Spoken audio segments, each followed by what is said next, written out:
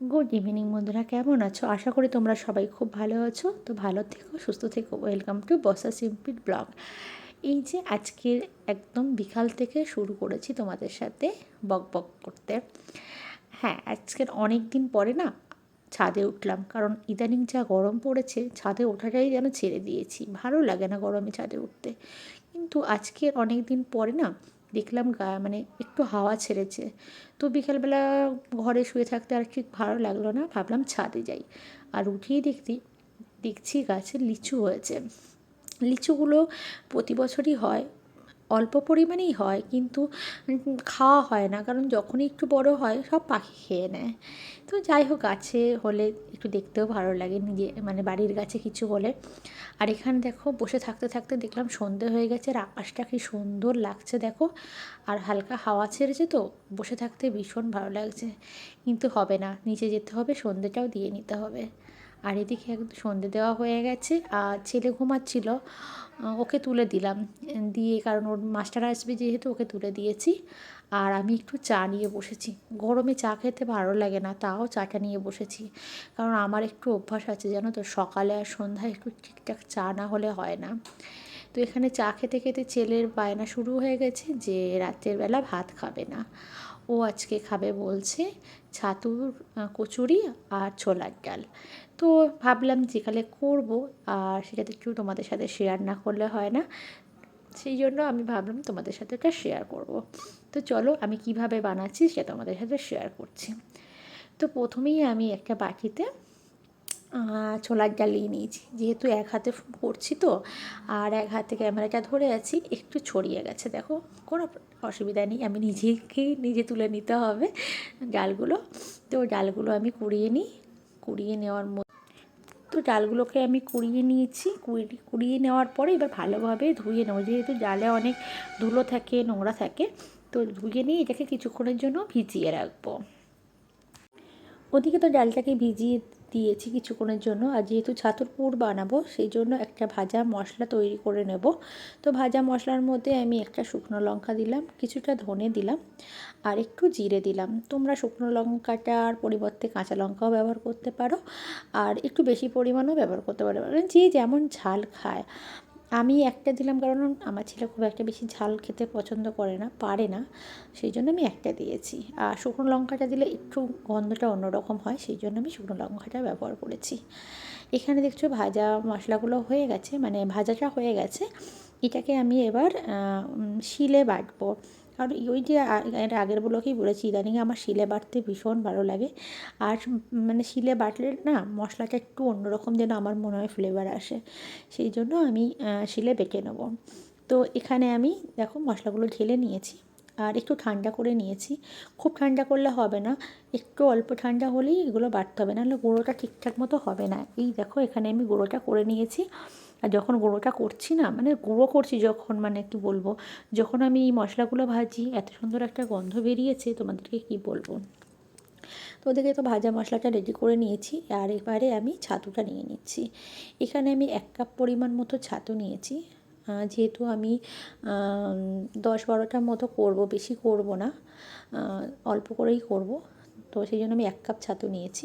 আর এখানে অল্প পরিমাণে একটু নুন নিয়েছি, একটু চিনি নিয়েছি। চিনিটা একটু বুঝে তোমাদের নিতে হবে, কারণ যেহেতু যখন ময়দা মাখবো তখনও একটু চিনি নেব।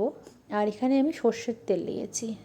এই ছাতুর মানে পুরটা তৈরি করতে গেলে সাদা তেলের পরিবর্তে সর্ষের তেল দিলে একটু ভালো হয়। আর এখানে ওই ভাজা মশলাটা দিয়ে দিলাম, যেটা আমি একটু আগে তৈরি করলাম। ওই ভাজা মশলাটা দিয়ে ভালোভাবে মিশিয়ে নিলাম। ভালোভাবে মিশিয়ে নেওয়ার পরে অল্প অল্প পরিমাণে জল দিয়ে এটাকে একদম অল্প, একদম একটু শুকনো শুকনো করে মাখতে হবে। তো আমি মাখছি, তোমরা দেখে বুঝতে পারবে যে কতটা পরিমাণে মাখতে হবে, কতটা পরিমাণে জল ব্যবহার করতে হবে। একেবারে বেশি জল দিয়ে দিলে কি বলো তো, ছাতু তো, সেই জন্য পাতলা হয়ে যেতে পারে। সেই জন্য অল্প অল্প করে জল দিয়ে মাখতে হবে। আর এই দেখো, আমি তোমাদেরকে দেখাচ্ছি যে কেমন হবে। তো এটা আমার তো তৈরি হয়ে গেছে ছাতুর পুরটা। এবার আমি ওদিকে ময়দাটা মেখে নেব। তো চলো ময়দাটা মেখে নিই। এদিকে দেখো, আমি 2 কাপ মতো, 2 কাপ না, 2 কাপের একটু বেশি, 2.5 কাপ মতো ময়দা নিয়ে নিয়েছি। আর ওই যে বললাম, এটাতেও আমি একটু পরিমাণে চিনি দিয়ে দেবো। দেখো কোথা থেকে একটা পোকা এসে পড়েছে, তো পোকাটাকে আমি ফেলে দিয়েছি। যেহেতু তোমরা দেখতে পাচ্ছ, না বললেও নয়, সেই জন্য বলেই দিলাম। হতেই পারে, রাত্রেবেলা যেহেতু করছি রান্না, একটু একটা পোকা এসে পড়েছে। আর অল্প পরিমাণে সাদা তেল দিয়ে দিয়েছি। এটা সাদা তেল, নুন আর একটু চিনি দিয়ে এটাকে ভালোভাবে মিশিয়ে নিচ্ছি। আর এটা না আমি উষ্ণ গরম জলে মাখবো। উষ্ণ গরম জলে মাখলে কী হয় বলো তো, ময়দাটা ভীষণ সফট হয়। আর লুচিগুলো যখন করবে তুমি, তো বেশ নরম থাকবে। তো এই দেখো, আমি অল্প পরিমাণে জল নিয়ে মাখছিলাম, তারপরেও না একটু জল বেশি পড়ে গেছে। আর আমার এখানে ময়দাটা একটু পাতলা হয়ে গেছে। তো কোনো ব্যাপার না, একটু বেশি আর একটু ময়দা নিলাম, নিয়ে এটাকে ভালোভাবে মেখে নিয়েছি। আর এখানে দেখো, এখন আর আমার হাতে লাগছে না এটা। আর কতটা সফট হয়েছে, তার মানে হচ্ছে ময়দা মাখাটা আমার একদম একদম মানে ঠিকঠাক হয়েছে। এই যে দেখো কত নরম হয়েছে। তো এটাকে আমার মাখা তো একদম পুরো কমপ্লিট হয়ে গেছে। এটাকে আমি কিছুক্ষণের জন্য ঢাকা দিয়ে রেখে দেবো। কিছুক্ষণ বলতে মিনিমাম আধ ঘন্টার মতো ঢাকা দিয়ে রেখে দেবো, যাতে আর কি এটা নরম হয় আর কি যখন লুচিটা করব। আর এদিকে দেখো, যেহেতু ডালটা তখন আমি ভিজিয়ে রেখেছিলাম, তো এই ডালটা আমার মোটামুটি ভিজে গেছে। তো এটাকে আমি 3টে থেকে 4টে সিটি দেবো। ডালটা আরেকটু পরিমাণে ভিজিয়ে রাখলে ভালো হতো, আধ ঘন্টা 1 ঘন্টার মতো। কিন্তু ওই যে আমার ছেলে আগে থেকে বলেনি, সেই জন্য ওই আধ ঘন্টার মতো আমি সময় পেয়েছি হাতে। তো এখানে আমার গ্যাসে আমি সিদ্ধ করতে বসিয়ে দিয়েছি। আর এখানে 3 থেকে 4টে সিটি দেবো, বেশি দেবো না।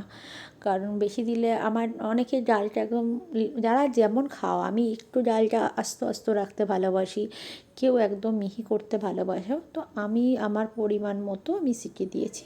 তোমরা যারা আরেকটু গলাতে চাও, তো আরেকটু বেশি পরিমাণে সিটি দিতে পারো।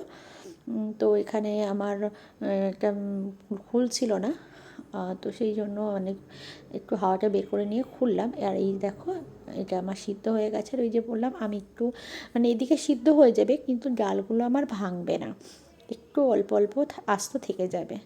যে আর আমি ডালের পরে যখন সিদ্ধ হয়ে গেছে, পরিমাণ মতো হলুদ দিয়ে দিয়েছি। তো চলো, প্রথমে আমি ডালটাই করে নিই। যেহেতু লুচিটা গরম গরম খেতে ভালো লাগবে, তো সেই জন্য আগে ডালটা রেডি করে নিতে হবে। তো কড়াইতে পরিমাণ মতো সর্ষের তেল দিয়ে দিয়েছি, আর কিছু গোটা জিরে দিয়ে দিয়েছি, আর একটা শুকনো লঙ্কা দিয়ে দিয়েছি, আর একটা তেজপাতা দিয়ে দিয়েছি। তো এটা একটু হালকা ভেজে নেব। ভেজে নেওয়ার পর আমি আমি আর বেশি কিছু মশলা দেব না। আমার না ছোলার ডাল একটু সিম্পল খেতেই ভালো লাগে। তো এখানে দেখছো আমার ফোড়ন দেওয়ার জন্য আর কি রেডি হয়ে গেছে, মানে ভাজা ভাজা হয়ে গেছে। আর এখানে আমি ডালটা দিয়ে দিয়েছি। আর এখানে এই যে দেখো, ডালটা কিন্তু আমার একটু আস্তে আস্তেই রয়ে গেছে। আর এখানে আমি পরিমাণ মতো নুন আর চিনি দিয়ে দিয়েছি। আর একটা ভাজা মশলা, এটা আমি তৈরি করে রাখি, সেই ভাজা মশলাটা দিয়ে দিয়েছি। ভাজা মশলার মধ্যে আছে একটু জিরের গুঁড়ো, একটু লঙ্কার গুঁড়ো, মানে লঙ্কার গুঁড়ো বলতে শুকনো লঙ্কার গুঁড়ো একসাথে পেস্ট করে রেখে দিই আমি। আর একটু হচ্ছে কালো মরিচ আর কি, কালো মরিচের গুঁড়ো। তো এইটা আর কি আমার ডাল পুরো রেডি হয়ে গেছে। আর কোনো মশলা আমি ব্যবহার করব না। তো দেখতেই পাচ্ছ, ডালটা খুব বেশি ঘনও করিনি, খুব বেশি পাতলাও করিনি। যেহেতু লুচির সাথে খাবো, একটু ঘন ঘন ভালো লাগে, খুব ঘন করলে আবার ঠিক ভালো লাগে না।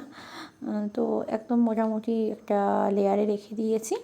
এবার চলো পুরিটা তৈরি করে, মানে লুচিটা তৈরি করি। তো লুচি করার জন্য কড়াটাকে আমি ধুয়ে নিয়েছি, আর ওখানে কড়াই গরম তেলটা বসিয়েও দিয়েছি। আর এখানে আমি ময়দাটা মেখে যেটা রেখে দিয়েছিলাম, এটাকে ছোট্ট ছোট্ট করে লেচি করে নিয়েছি। আমি এই পরিমাণে লেচি করেছি, তোমরা চাইলে আরেকটু বড় পরিমাণে লেচি করতে পারো। তো আমি এই পরিমাণে এরকম ছোট্ট ছোট্ট, একটু ছোটো না, ছোট্টোর থেকে একটু মানে লুচির যে সাইজটা তার থেকে একটু বড় রেখেছি। আর এইভাবে একটা ডোর মতো, মানে গোল মতো তৈরি করে নিতে হবে। আর যেহেতু একটু অসুবিধা হচ্ছে, আমি যেহেতু এক হাতে করছি সব কিছু, সেই জন্য একটু আমার তোমাদেরকে দেখাতেও অসুবিধা, আমি যতটা পারছি চেষ্টা করছি দেখানোর। তো এইভাবে আমি এই পুরটা ভিতরে পুরে এইভাবে আমি গোল করে নিচ্ছি। আর সবগুলো রেডি হয়ে যাওয়ার পরে তোমাদের সাথে দেখাচ্ছি। এইভাবে আমি গোল গোল করে নিচ্ছি। তোমরা চাইলে ওই যে বললাম, আর একটু পরিমাণে পুর দিতে পারো ভিতরে। আর এইভাবে আমি সবগুলো গোল করে নিচ্ছি। মানে গোল শেপটা না হলে তো লুচিটাও গোল হবে না। আর দেখো আমি যেহেতু পুরটা ভিতরে দিয়েছি, পুরটা খুব সুন্দরভাবে কিন্তু মাঝখানে রয়ে গেছে, বাইরের দিক দিয়ে কিন্তু একদম দেখা যাচ্ছে না। আমি যখন লুচিটা বেলবো তোমরা কিন্তু বুঝতে পারবে যে একটা পুরো কিন্তু বাইরে থেকে দেখা যাচ্ছে না। তো সব কটা মানে এর মধ্যে লেচির মধ্যে আমি পুরগুলো একদম ভরে দিয়েছি। আর দেখো পুরগুলোর ভিতরে রয়েছে, কিন্তু তোমরা কিন্তু একদম বাইরে থেকে দেখা যাচ্ছে না। আর এটা আমার বেশি হয়ে গেছে, তো এটা আমি ফ্রিজে রেখে দেবো। মোটামুটি রেখে দিলে আমার 1 সপ্তাহ মতো ভালো থাকবে। তো অন্য একটা দিন করে নেবো। আর এখানে আমি এবার লেচিটা বেলে নেব। যখন বেলবো তোমরা দেখতে পাবে যে কত সুন্দরভাবে পুরটা একদম ওর মধ্যে রয়ে গেছে। আর যেহেতু আমি আধ ঘন্টা মতো মেখে রেখেছিলাম ময়দাটাকে, তো ময়দাটা খুব সুন্দর সফট হয়েছে, সেই জন্য লুচিটাও খুব সুন্দর হবে। এই দেখো এরকম পরিমাণে আমি মোটা রেখেছি, খুব পাতলা করলে তো পুরটা বেরিয়ে যাবে, তো সেই জন্য আমি এরকম পরিমাণে মোটা রেখেছি। আর তোমরা দেখে বুঝতে পারবে প্রতিটা লুচি আমার একদম ফুলে টুবু টুবু হয়েছে। তোমরা এইভাবে একদিন বাড়িতে বানিয়ে দেখো, আশা করি খুব ভালো লাগবে। আর আমি এইভাবেই বানাই, তো সেটাই তোমাদের সাথে শেয়ার করলাম। আর কিছু বানালে মনে হয় যে তোমাদের সাথে শেয়ার করি। অনেকেই হয়তো অনেক কিছু জানো, আমার থেকে বেশিও জানো। আমি যতটুকু জানি ততটুকু তোমাদের সাথে শেয়ার করতে পারলে আমার ভালো লাগে। তো এই দেখো এইভাবে আমি এক এক করে সব লুচিগুলো ছেঁকে নেব। আর তোমরা প্লিজ যারা আমার চ্যানেলে এখনও আসোনি, প্লিজ আমার পরিবারে তোমরা চলে আসো আর আমার পাশে থেকো। আমি যাতে আরও ভালো ভালো ভিডিও তোমাদের সাথে, আমি যতটুকু জানি তোমাদের সাথে শেয়ার করতে চাই। আমি যখনই ভিডিও বানাবো নিশ্চয়ই তোমাদের সাথে শেয়ার করব। তো দেখো আমার একদম সব কটা লুচি একদম ফুলে টুবু টুবু হয়েছে। আর লুচি দিয়ে না, আর এই ছোলার ডাল দিয়ে রেসিপিটা খুব সুন্দর লাগে। নিরামিষ দিনে তো একদম কোনো কথাই হবে না। আর দেখছো মানে শক্ত শক্ত হয়েছে, আর কিন্তু লুচিটা যখন তুমি ভাঙবে পুরো একদম সফট লাগবে। তোমরা বাড়িতে এইভাবে একবার ট্রাই করে দেখো, আশা করি ভীষণ ভালো লাগবে।